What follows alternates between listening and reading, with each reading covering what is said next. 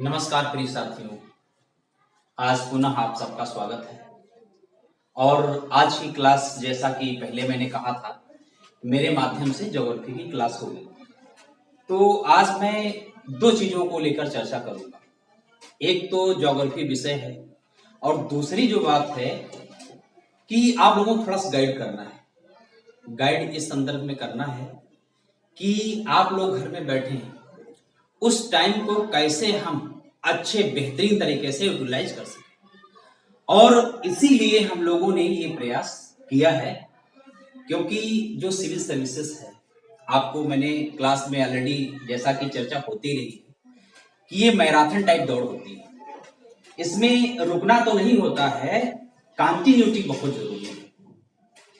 तो जो भी प्रयास किया गया है आप तक पहुंचने का, आपके ज्ञान को और आगे ले जाने का, तैयारी में धार देने का, वो यही है कि आप में कंटिन्यूटी के साथ साथ स्पीड को भी मेंटेन करते रहे।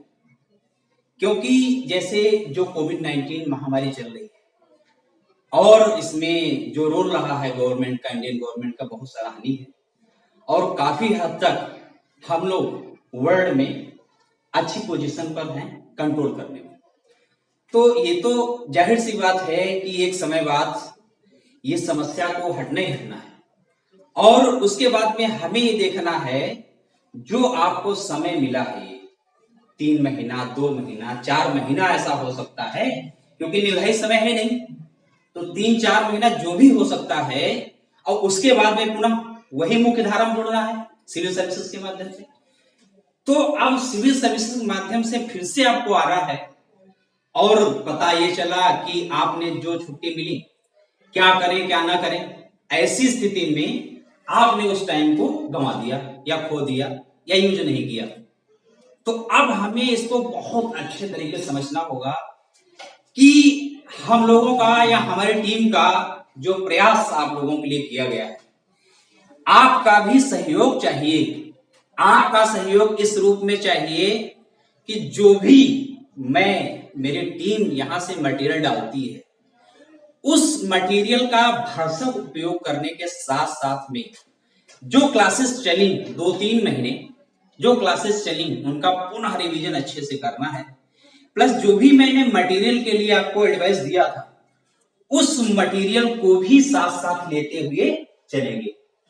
और सी सेट में उसके लिए मैंने तो आपसे पहले बता दिया, और आपने देखा भी कि आदर्श जी की क्लासेस 1-2 क्लास आ चुकी हैं आपके पास, उसकी प्रैक्टिस करें। सी सेट में मैथ इंपॉर्टेंट रोल रखती है। कंप्रीहेंशन को एक लंबे समय तक पढ़ना, उसको समझना और माइंड में सेट रखना, बजाय उसके उस पर बहुत ज्यादा अगर फोकस नहीं कर पाते हैं, तो अगर मैथ लगा लेते हैं, रीजनिंग लगा लेते हैं और कुछ ऐसे क्वेश्चंस करते हैं, तो आप ऐसी स्थिति में रहेंगे, उसको क्वालिफाई बेहतर तरीके से कर सकते हैं। उस पोर्शन पर भी पहले मैथ चलाकर ये पहला कार्य आपके लिए किया जा रहा है कि सी सेट को भी कवर करते रहें। इसके साथ साथ में तो आज मेरी ये पहली क्लास है, ज्योग्राफी को मैं स्टार्ट करूंगा। और ज्योग्राफी को आप लोगों को तो मैं पढ़ाया हूं, 3-4 चैप्टर हो ही गए हैं आप लोगों के, 3-4 चैप्टर हो गए हैं। और कुछ स्टूडेंट्स, ऐसे स्टूडेंट्स जो बाद में आए थे, उनके कुछ पहले के क्लास नहीं हुए थे, तो मेरी ये कोशिश आज रहेगी कि उन क्लासेस को भी जो पहले हुए हैं, थोड़ा मैं उनको यहाँ पर समझाने का प्रयास करूंगा, जिससे कि उन्होंने कंप्लीट तो कर ही लिया है जो बाद में आए थे, और यहाँ बता दूंगा तो उनको समझना बहुत आसान हो जाएगा। और उसके बाद में जैसे ही क्लास खुलती और पुनः उस पर प्रकाश डाल दिया जाएगा, या फिर व्यक्तिगत तौर से जहां जैसे नहीं समझ में आएगा वो समझाने की कोशिश की जाएगी, उसमें कोई दिक्कत नहीं है। लेकिन मेरा कहने का मतलब यही है, देखो ये मैराथन दौड़ है और इसमें चाहिए कंटिन्यूटी। अगर आप कंटिन्यूटी बनाए रखते हैं तो जाहिर सी बात है बहुत सारे स्टूडेंट से आप आगे होंगे। क्योंकि आप बहुत सारे स्टूडेंट यही नहीं समझ पा रहे हैं क्या करें क्या नहीं करें, महामारी कितने लंबे समय तक चलेगी, क्या पढ़ना बेहतर होगा, संसार रहेगा या नष्ट होगा, ऐसी उलझी जुली बातों में शायद भटके हैं या उलझे हैं या उन चीज समझ नहीं पा रहे। लेकिन मैं आपसे कहता हूं कि जो कंटिन्यूटी हम लोगों ने क्लास में बनाई थी उस कंटिन्यूटी को मेंटेन करना है, क्योंकि हम लोगों का अंतिम लक्ष्य वही है, सिविल सर्विसेज में जाना। और इसलिए हमारे लिए और आपके लिए जो समय होगा वो हमेशा यूटिलाइज करने का होगा, और उसी समय को यूटिलाइज करते हुए हम आगे बढ़ेंगे। उसमें सब कुछ पहले बता दिया था। और जो क्लासेस आती हैं इनको आप स्टडी करें, कंटिन्यू टाइम टेबल बनाइए।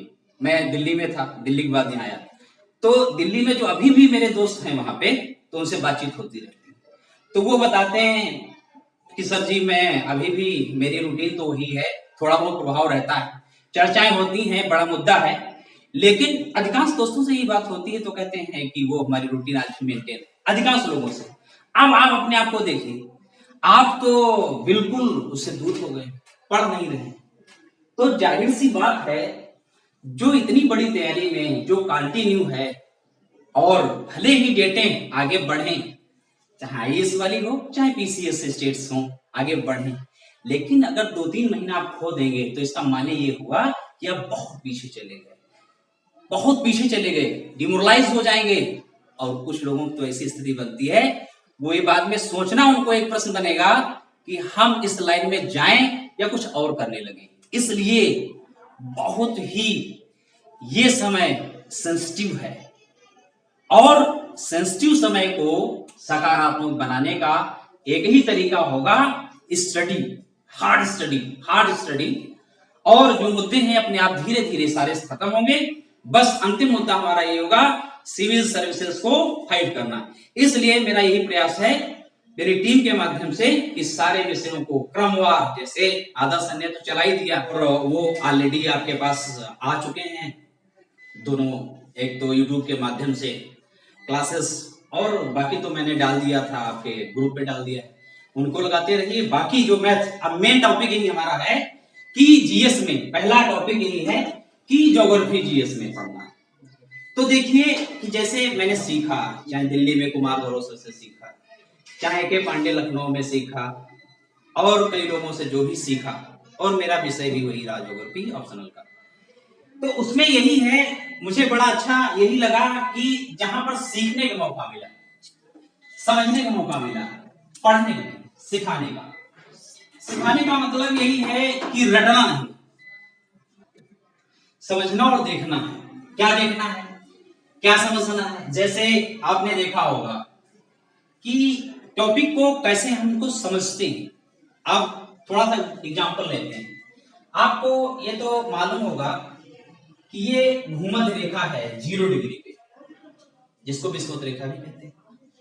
अब आपने देखा होगा कि हमेशा पढ़ा होगा कि जो इक्वेटर है, विषुवत रेखा है, भूमध्य रेखा है, जिसपे सूर्य की किरणें हमेशा लंबवत और सीधी पड़ती हैं, जैसे सीधी पड़ती हैं। तो इसका माने ये हुआ कि अगर यहां पर सूर्य की किरणें सीधी पड़ती हैं तो जाहिर सी बात है यहां का तापमान, जो टेम्परेचर है, हमेशा क्या रहेगा, हाई रहेगा। तो तापमान जब हाई रहेगा तो जाहिर सी बात है आसपास जो सागर, महासागर, जो जल है, जलमंडल की जो स्थिति बनती है, वहां पर वाष्पीकरण जैसी समस्याएं, इवोपोरेशन जैसी स्थिति, और उसके बाद में संघनन जैसी स्थिति, और संघनन के बाद जो वर्षा की प्रक्रिया है, तो रेनफॉल भी वहां पर स्टार्ट हो जाती है। और रेनफॉल, जो वर्षा है, वो बहुत ही ज्यादा होती है। और आपने देखा कि यहीं पर वर्षा भी सबसे ज्यादा हो रही है। तो वर्षा भी यहीं पर ज्यादा हो रही है, तो जाहिर सी बात है कि जो वेजिटेशंस होंगी, जो वनस्पतियों की संख्या होगी, तो वनस्पतियां भी सबसे ज्यादा यहीं पर आपको देखने को मिलेगी।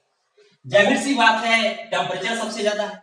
और फिर आपने कहा कि वर्षा भी सबसे ज्यादा हो रही, वर्षा भी सबसे ज्यादा हो रही, तो यहां पर वनस्पतियां भी सबसे ज्यादा हो रही।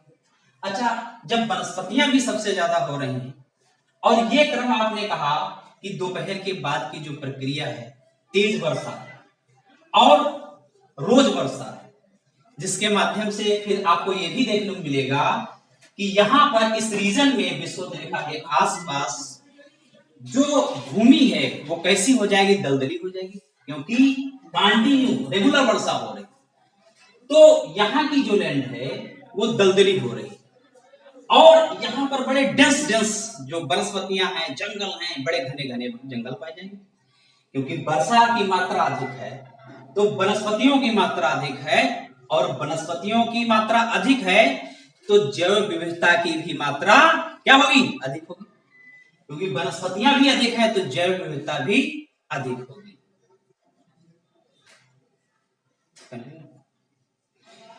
तो यहां पर वनस्पतियां भी अधिक है और जैव विविधता भी अधिक पाई जाती है। एक बार ऐसी प्रश्न बना यहां से कि किस प्रकार के वनों को धरती के फेफड़े कहा जाता है, वो कौन से वन है?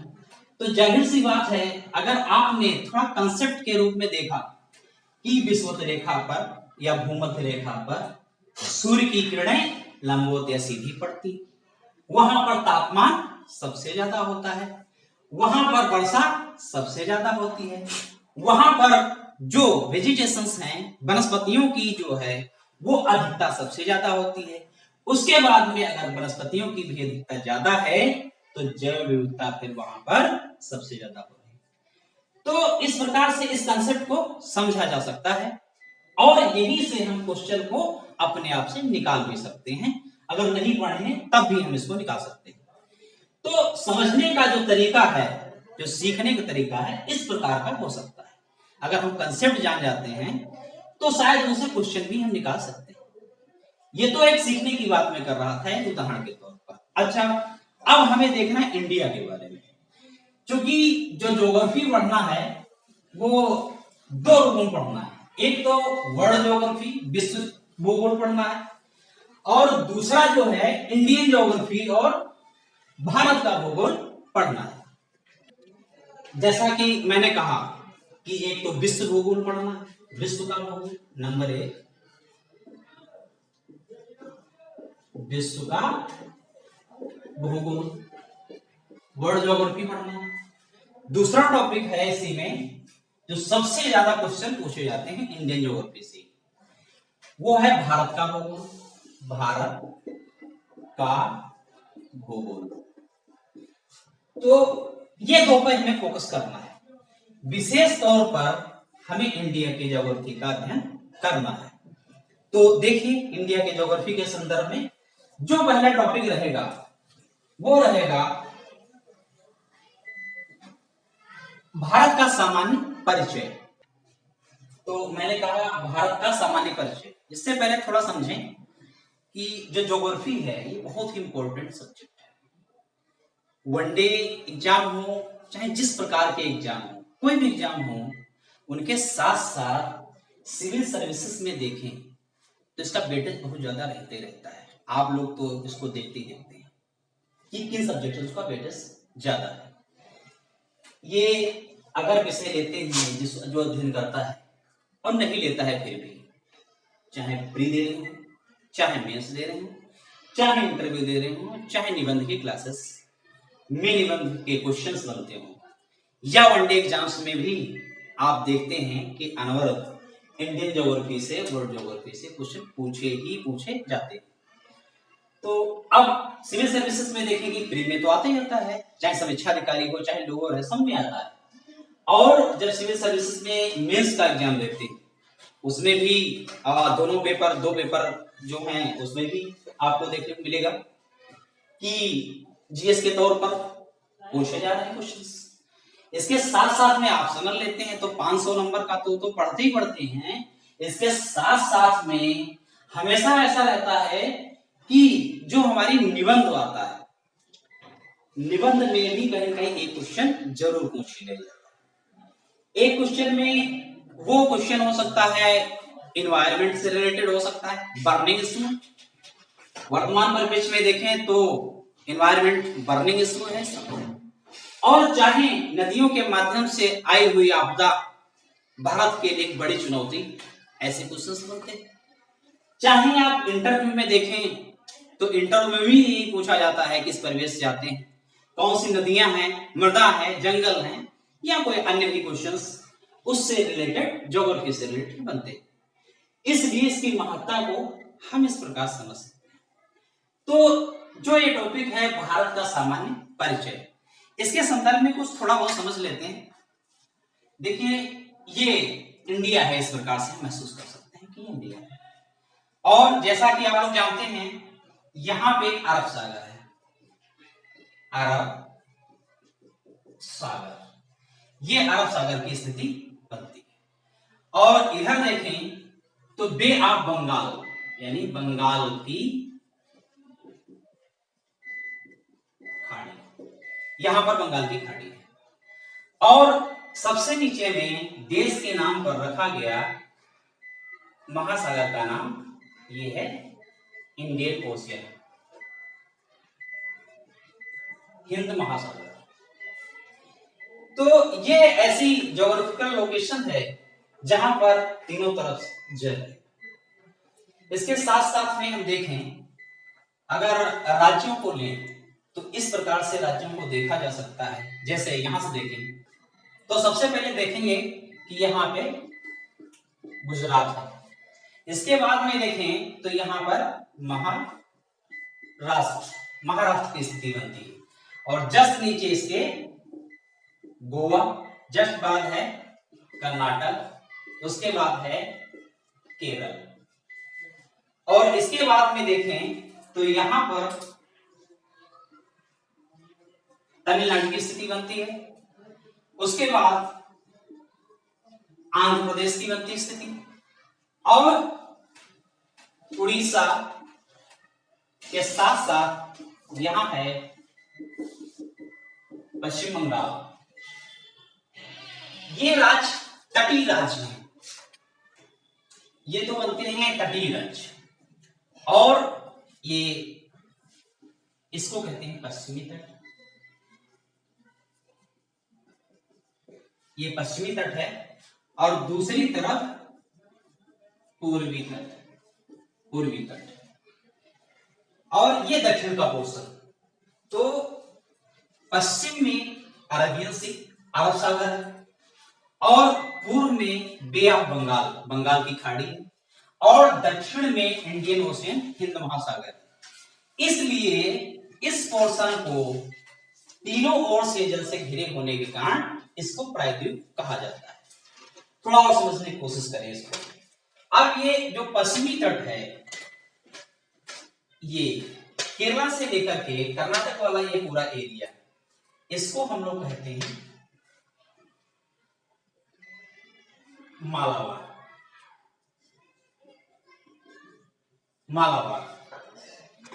और इसके ऊपर वाला गोवा, कर्नाटक के ऊपर से अगर ले तो यहां जो गोवा वाला एरिया इधर आता है तो इसको कहते हैं कोंकण।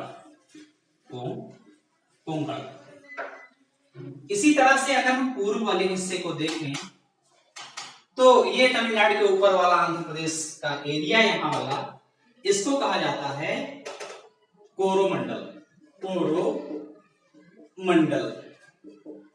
ये कोरोमंडल की स्थिति बनती है। और इसके ऊपर वाला पोर्शन, उड़ीसा वाला क्षेत्र, ये उत्तरी सरकार,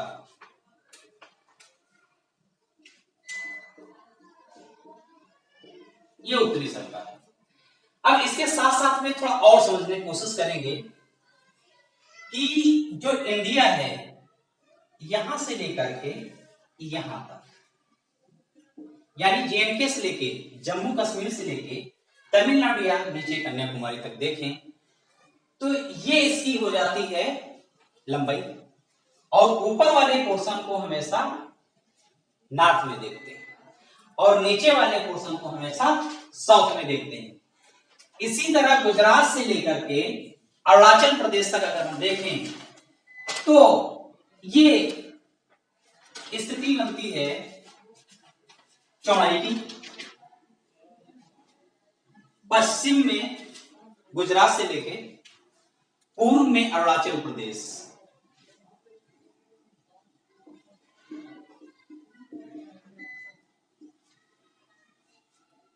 ये इसकी चौड़ाई। अगर लंबाई की बात करें तो ये लंबाई 3200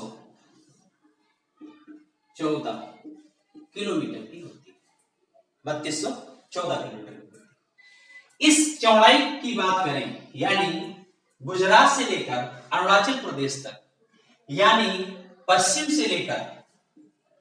से लेकर पूर्व तक देखें तो इसकी जो चौड़ाई है ये 2933 किलोमीटर की बनती है, 2933 किलोमीटर की बनती है। इसी तरह से अगर हम नॉर्थ और साउथ जो छोर हैं इनकी बात करें, यानी अगर बात करें दक्षिणतम बिंदु और उत्तरतम बिंदु की, तो स्टेट को भर लेते हैं, स्टेट को थोड़ा देखने का प्रयास करते हैं। यहां जम्मू और कश्मीर की स्थिति बनती है, उसके बाद में पंजाब की स्थिति बनती है, और उसके बाद में यहां पर हरियाणा की स्थिति बनती है। सॉरी, ये थोड़ा नीचे करते हैं, हरियाणा देखते हैं, यहां राजस्थान देखते हैं, और यहीं पे दिल्ली, उत्तराखंड, हिमाचल प्रदेश,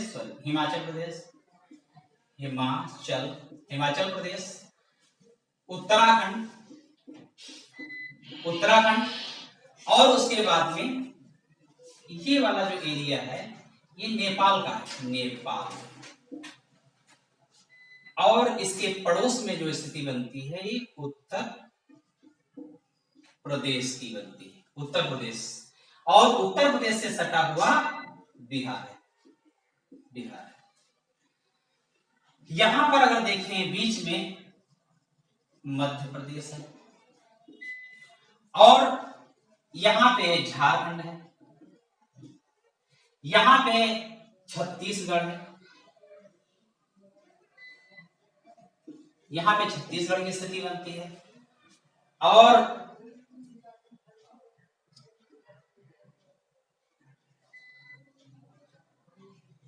यहां पर जो स्थिति बनती है सिक्किम, यहां पे भूटान है, और इसके साथ साथ में ये बांग्लादेश है, और इसके साथ साथ में नॉर्थ ईस्ट के भी राज्यों को देख लेते हैं। अरुणाचल प्रदेश के बाद आता है नागालैंड, मणिपुर,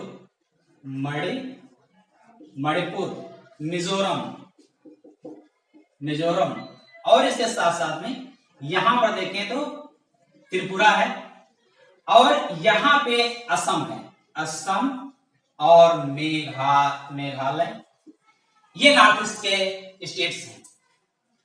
अब इसके साथ साथ में थोड़ा पड़ोसी देशों को देखने की कोशिश करते हैं। ये है पाकिस्तान, इसके पास में ही पड़ता है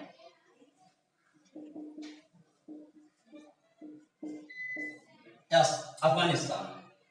ये 4 स्टेट से इंडिया के जुड़ा हुआ है।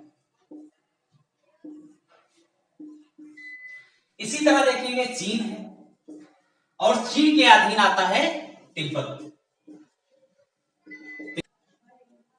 तो ये तिब्बत की स्थिति हो, तो यहां पर म्यांमार की स्थिति बनती है, यानी पूर्व में क्या म्यांमार बनता है। अब इसी के साथ हम थोड़ा लिख लेते हैं यहां पर अंडमान निकोबार द्वीप समूह, ये इस तरह से अंडमान निकोबार द्वीप समूह की स्थिति बनती है। और इधर चले आइएगा, देखिएगा तो यहां पे और यहां पर मिलेगा आपको दमन, और इधर मिलेगा दीव, ये 2 स्थितियां मिलेंगी। और इसके नीचे जाएंगे तो लक्षद्वीप की स्थिति मिलेगी। मालाबार को आगे बढ़ाते हैं तो यहां पर आपको मिलेगा लक्षद्वीप। अब आप देखिएगा, मेरा लिखने का इसलिए प्रयास था, आप भी जानते हैं और पढ़ा भी जा सकता है देख के मैप में, मेरा सिर्फ और सिर्फ इसलिए लिखने का प्रयास हुआ है कि सारे जो भी स्टेट्स हैं इंडिया के, टेरिटरी हैं, संघ शासित क्षेत्र हैं, इनको एक बार देखने का प्रयास करें और समझने का प्रयास करें, क्योंकि ज्योग्राफी पूरा पॉलिटिकल सब्जेक्ट है और जो भी स्टेट्स हैं इनको, इनकी लोकेशंस को अगर हम देखेंगे तभी चीज़ें समझ में आएंगी। अब किसी भी स्टेट को उठा के ले, हर स्टेट से जीके के प्रश्न बनते हैं, या जीएस पढ़ा जाता है, या करंट अफेयर्स पढ़ा जाता है, या किसी नॉर्थ ईस्ट की बात हो उसमें भी इस तरह से क्वेश्चन बनते हैं। तो हर स्टेट की जो लोकेशंस हैं वो हमें एकदम विजुअल होनी चाहिए। इतनी बार इसकी प्रैक्टिस करें कि ये सब अगर बात चलती है कि झारखंड की, तो हमारे झारखंड माइंड में आना चाहिए कि उसकी लोकेशन कहाँ पर होगी। अगर बात चलती है केरला की, यानी मसालों की बात होने लगे, तो तुरंत ध्यान आना चाहिए कि केरल की स्थिति कहाँ पर है, ये नॉर्थ में है या साउथ में है या वेस्ट में है, यानी पश्चिम में है, पूर्व में है, उत्तर में है, कहाँ पे है। क्योंकि एक बार अगर विजुअलाइज हो गए ये सारे स्टेट्स, तो हमें वहाँ की जो घटनाएं हैं, वहाँ का जो ज्योग्राफी है, वहाँ का जो हिस्ट्री है, जो भी हम देखेंगे वो हमें पढ़ना समझना बहुत आसान हो जाता है। इसलिए मैंने कोशिश किया है जो स्टेट्स हैं और संघ शासित क्षेत्र हैं, ये दमन, दीव और अंडमान, इनको बनाने की कोशिश किया है। और देखिए, जैसे एग्जाम्पल के तौर पर अगर हम कर्नाटक लेते हैं तो कर्नाटक में देखेंगे कि सबसे ज़्यादा कॉफी कर्नाटक में, धारवाड़ चट्टान कर्नाटक में, लोहा कर्नाटक में, कोलार की खान कर्नाटक में। तो ये सब पढ़ना है तो स्टेट का लोकेशन तो याद होना ही चाहिए। इसका ही नहीं, सारे मध्य प्रदेश की बात करें तो मध्य प्रदेश को अगर देखेंगे तो अगर आपसे पूछ लिया हर प्रकार की ट्राइब्स कहाँ निवास करती हैं, मध्य प्रदेश। बाघ क्यों से जो संख्या है वो मध्य प्रदेश, और जो दालों का उत्पादन है वो मध्य प्रदेश, सोयाबीन सबसे नंबर 1 का उत्पादन है वो मध्य प्रदेश। तो जाहिर सी बात है, इससे स्पष्ट होता है कि अगर स्टेट की हमें लोकेशंस पता चलती हैं तो ज्ञान हमारे जो है माइंड में एकदम ठहरने की स्थिति में रहता है। आपको समुद्र में तैरा दिया जाए या तालाब में तैरा दिया जाए और छोड़ दिया जाए बचने के लिए, अगर वहाँ पर कोई टापू नहीं है, वहाँ पर स्टे होने का कोई साधन नहीं है, तो शायद बचना मुश्किल होगा। इसलिए कहने का मतलब यही है कि यदि हम मध्य प्रदेश, कर्नाटक, राजस्थान, इनकी सबकी लोकेशंस जानते हैं तो हमारा ज्ञान वहाँ पर ठहरने की स्थिति में रहेगा। इसलिए मैंने कहा महाराष्ट्र हो चाहे उत्तर प्रदेश की बात लें, तो उत्तर प्रदेश में आप देखेंगे तो जनसंख्या के नंबर में नंबर 1 आता है। बहुत सारी चीज़ों में उत्तर प्रदेश गन्ने के उत्पादन में नंबर 1, चावल के उत्पादन में नहीं है लेकिन गेहूं के उत्पादन में नंबर 1, दूध के उत्पादन में नंबर 1, पशुओं के उत्पादन में नंबर 1। तो इसका मतलब ये हुआ कि हमें स्टेट्स की लोकेशंस जानना बहुत ज़रूरी है और इन्हीं से सारा नॉलेज बनता है।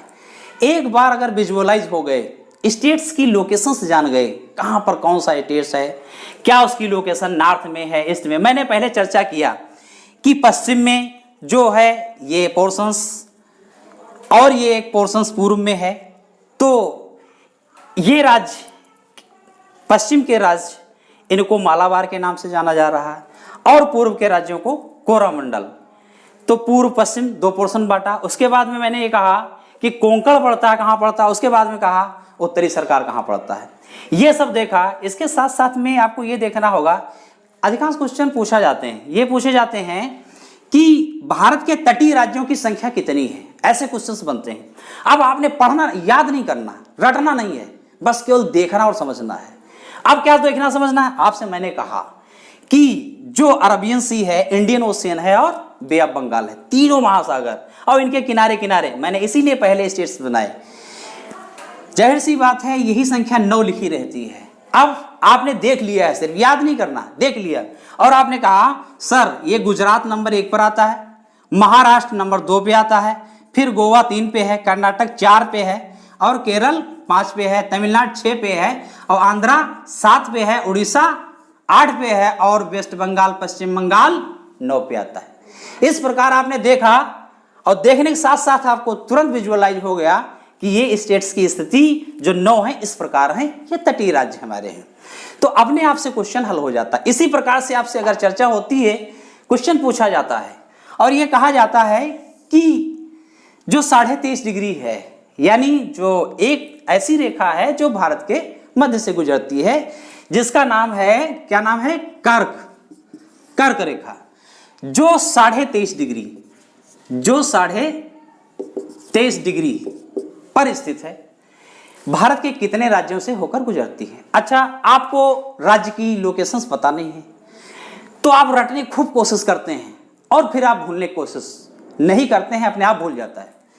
अगर आपने पूरे स्टेट्स को समझ लिया और आपने देखा और एक बार देखने के बाद आपके माइंड में वो चीज आ जाती है, तो आपने कहा सर ऐसा है कि गुजरात और राजस्थान दो ये राज्य हो गए स्टेट, तीसरा आता है मध्य प्रदेश, आपने कहा बीच में आता है, और चौथा आपने कहा कि छत्तीसगढ़ सर है, और उसके बाद में कहा जो झारखंड की स्थिति बनती है ये 5 नंबर पर बनती है। फिर आपने कहा सर पश्चिम बंगाल भी तो है, तो पश्चिम बंगाल 6 पर आपने बता दिया, और फिर आपने कहा कि जो त्रिपुरा सर है ये भी उसी के पास लगता है, मैंने कहा बिल्कुल सही है, और फिर आपने कहा सर त्रिपुरा के बाद में आगे मिजोरम भी पड़ता है, तो हाँ ऐसा देखा कि ये स्टेट्स की संख्या कितनी हो जाती, 8 हो जाती। इस प्रकार से कहने का मतलब यही है, ज्योग्राफी, और एक सेंटेंस से पहले लगता है फादर ऑफ ऑल सब्जेक्ट्स, क्योंकि हिस्ट्री भी यहीं से निकलेगी, इन स्टेट से हिस्ट्री भी निकलेगी, ज्योग्राफी भी निकलेगी और इकोनॉमी भी निकलेगी यहीं से, और करंट अफेयर्स के साथ साथ, करंट अफेयर्स तो स्टेट से ही आते हैं, और इसके साथ साथ जो बर्निंग इशू है जिससे आप अलग से बुक लेकर पढ़ते हैं, एनवायरनमेंट, पर्यावरण, वो भी सब बनता तो इन्हीं स्टेट से है। बहुत कुछ पढ़ाना है इसमें, बहुत कुछ अभी बाकी है, बस बहुत हल्का सा मैंने इंट्रोड्यूस किया है आपके सामने इस चीज को, क्योंकि ये पहली क्लास थी हमारी, और धीरे धीरे इसी तरह से पूरा हम डिस्कस करने की कोशिश करेंगे। बहुत सारी चीजें छूटी हैं, इसके बाद तुरंत दूसरा वीडियो इसके आगे आपसे आएगा, और यहीं से आपको बहुत बहुत धन्यवाद। और विशेष थोड़ा ध्यान रखना है, मैं ये वीडियो अपनी टीम के माध्यम से ग्रुप पर आएगी और यूट्यूब चैनल पर तो आएगी ही आएगी, तो थोड़ा यही करना है, जो भाई लोग अपने सो रहे हैं उनको भी जगाने की कोशिश करिए कि सबसे बड़ा चीज़ टारगेट ही है, परिस्थितियां हैं वो अपने बस में नहीं है, उसके लिए जो सिस्टम है वो काम कर रहा है, लेकिन यहाँ पर यही है, स्टडी को कंटिन्यू बढ़ाने के लिए आप इसको कंटिन्यू करें और अपने साथियों को भी बताएं कि इसको भाई और आगे ले जाने की कोशिश करें। हम लोग आप लोगों के लिए पसीना बहा रहे हैं, तो आप भी समझने की कोशिश करें।